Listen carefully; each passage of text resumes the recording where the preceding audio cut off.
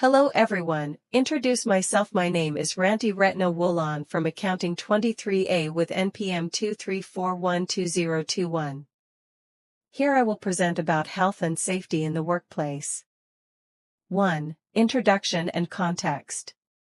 Health and safety in the workplace is a systematic effort made by organizations and individuals to create a safe, healthy, and risk-free work environment that can cause accidents or occupational diseases. This concept is not only about preventing incidents, but also includes the physical and mental protection of workers. In the modern world of work, the approach to safety and health is no longer reactive, only moving after an accident occurs, but must be proactive and preventive. A healthy workplace creates a more productive atmosphere, reduces absenteeism, and ultimately increases the company's profitability. 2. Types of risks and their impacts. Physical risk. Physical risks are hazards that arise directly from the work environment and can cause injury or accidents. Examples include slipping on slippery floors, falling from a height without using safety equipment, being hit by sharp or heavy objects, and exposure to extreme noise or temperatures. Work in construction, heavy industry, and manufacturing generally faces high physical risks. If not managed, these risks can lead to fatal accidents or permanent injuries. Chemical risk. Chemical risks arise when workers are exposed to hazardous substances, such as asbestos, solvents, toxic gases, or corrosive liquids. Workers in laboratories, chemical industries, and agriculture are often exposed to this type of risk. Contact with chemicals without adequate protection can cause burns, skin irritation, respiratory problems, and even cancer in the long term. Therefore, the use of personal protective equipment, PPE, and good ventilation are very important. Biological risk. Biological risks come from exposure to microorganisms such as viruses, bacteria, or fungi. These risks are particularly common in healthcare, laboratories, and agriculture. Examples include contracting hepatitis B from a patient's blood or zoonotic diseases from livestock. Prevention of biological risks involves strict hygiene protocols, vaccination, and the use of PPE such as gloves and masks. Ergonomic risks. Ergonomic risks occur due to work designs that do not match human physical abilities. Examples include lifting heavy objects manually, poor sitting positions when working with a computer, or repetitive movements such as typing. The consequences can be muscle pain, back or spinal disorders, to chronic injuries such as carpal tunnel syndrome. Prevention can be done by training in correct work posture, adjusting work positions, and providing ergonomic aids. Psychosocial risks. Psychosocial risks include stress, excessive work pressure, interworker conflict, harassment, and job insecurity. The impacts can be very serious. Decreased motivation, increased absenteeism, mental disorders, and even suicide. Organizations must provide psychological support, confidential reporting systems, and ensure that workloads are appropriate to employees' abilities. Technology and digital risks. With digitalization, new risks have emerged, such as eye fatigue from computer screens, poor posture during remote work, and distractions from notification noise. On the other hand, workers also face pressure from digital monitoring and demands for unlimited work. Companies must ensure healthy working hours and provide training on the ergonomic use of technology. 3. Regulatory framework and workers' rights. Occupational health and safety is not only a moral responsibility, but also a legal obligation. Internationally, many countries have adopted the principles of the International Labour Organization, ILO, such as ILO Convention No. 155, which requires countries to create national policies on OSH. The ISO 45001 standard has also become a global reference in occupational health and safety management systems.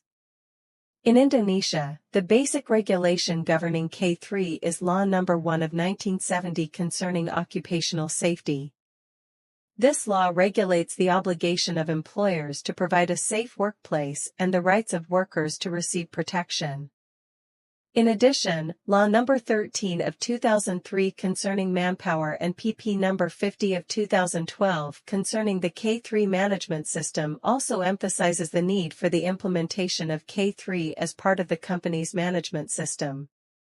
Workers' rights in the context of K3 include the right to obtain information about work risks, training on work safety, access to protective equipment, and the right to refuse to do dangerous work without fear of being fired. Protection for whistleblowers must also be guaranteed so that any violations can be immediately identified and acted upon. 4. Occupational Safety and Health Management System, SMK3. SMK3 is a structured approach to managing K3 risks in a comprehensive and integrated manner within an organization's system. In practice, this system helps companies to identify potential hazards, measure risk levels, design control measures, and conduct continuous monitoring and improvement. International standards such as ISO 45001 provide a systematic and auditable framework. The main components of SMK3 include a clear OHS policy from top management, planning that includes hazard identification and risk assessment, implementation that includes training, work procedures, and provision of PPE, and monitoring and evaluation such as routine inspections and OHS audits. By involving workers in each of these stages, companies not only comply with regulations, but also build a culture of shared responsibility. 5. Safety culture and case studies. Safety culture is the values, beliefs, attitudes, and habits shared by all members of an organization regarding the importance of workplace safety.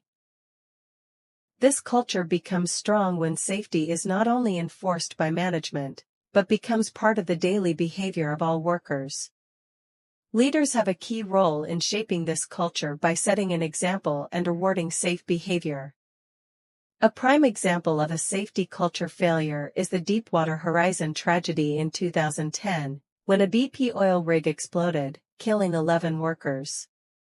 Investigations revealed that pressure to meet production targets caused management to ignore safety procedures.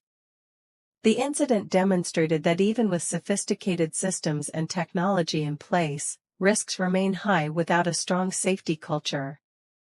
6. Implementation strategy and best practices. So that occupational safety is not just a formality, companies need to implement real strategies. Regular training that is relevant to the type of work is the main foundation. In addition, companies need to simulate emergency conditions such as fires, earthquakes, or chemical spills so that workers know how to act. Providing information boards containing accident statistics, evacuation layouts, and fire extinguisher locations is also very important. In the digital era, technology can be used to support the implementation of K3. For example, the use of mobile-based hazard reporting applications allows workers to report unsafe conditions quickly and anonymously.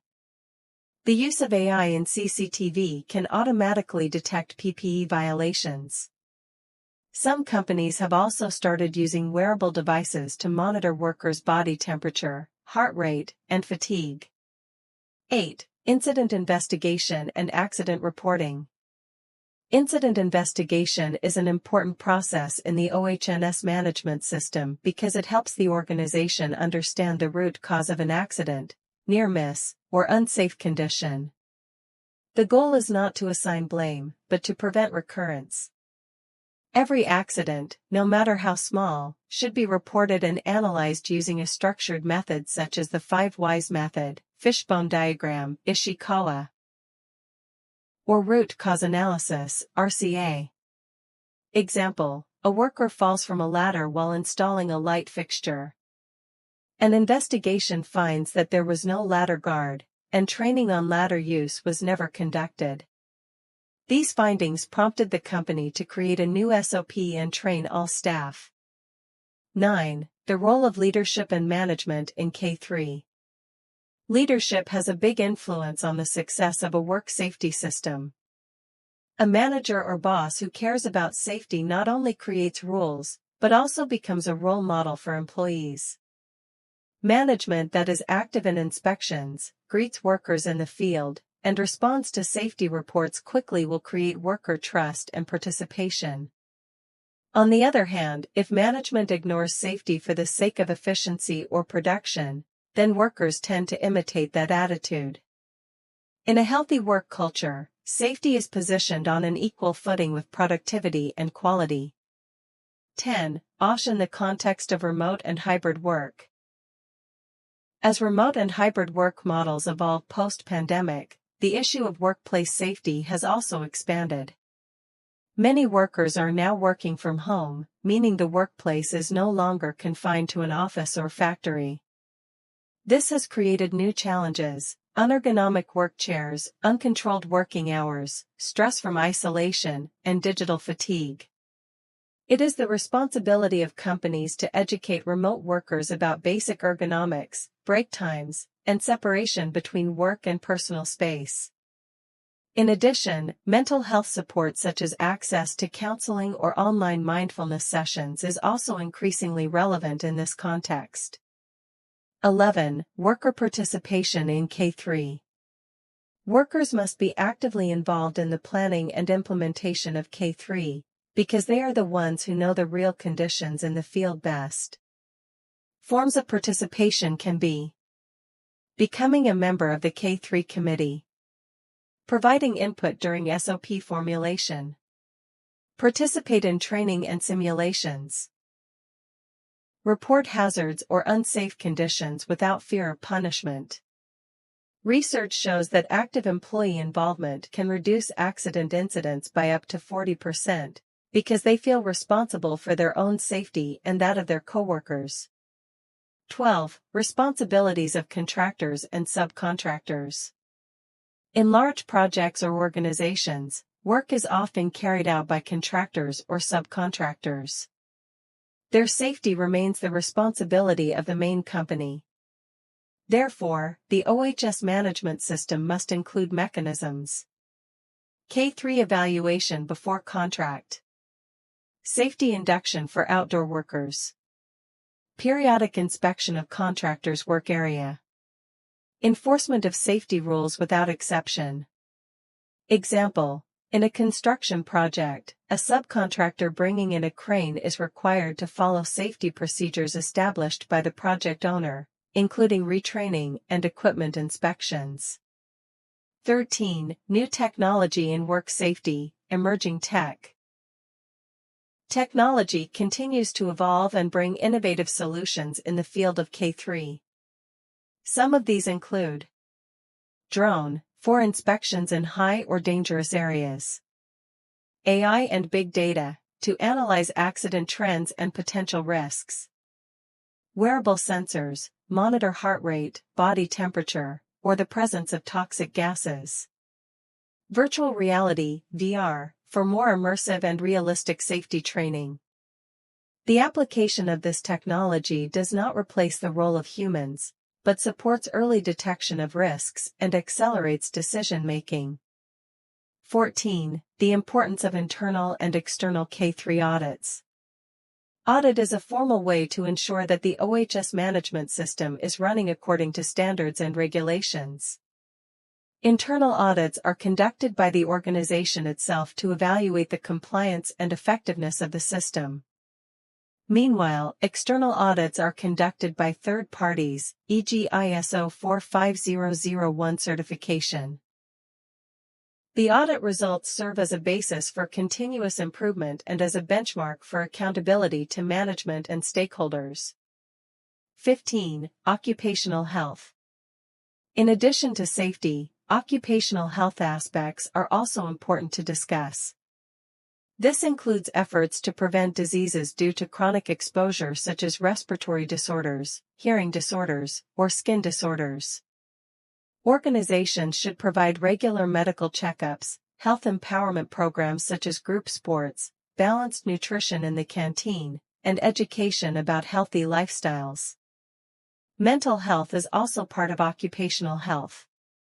Issues such as depression, anxiety, and burnout should be recognized as serious risks and addressed professionally, rather than being treated as taboo. Conclusion: workplace health and safety is not solely the responsibility of management or the OHS department, but rather a shared responsibility. Through understanding the risks, complying with regulations, and developing a positive culture, a safe and healthy work environment can be created. The implementation of management systems and technology is only a tool. Its success depends largely on the commitment and awareness of all parties. The question is not just, is my workplace safe, but also, what can I do to make it safer every day?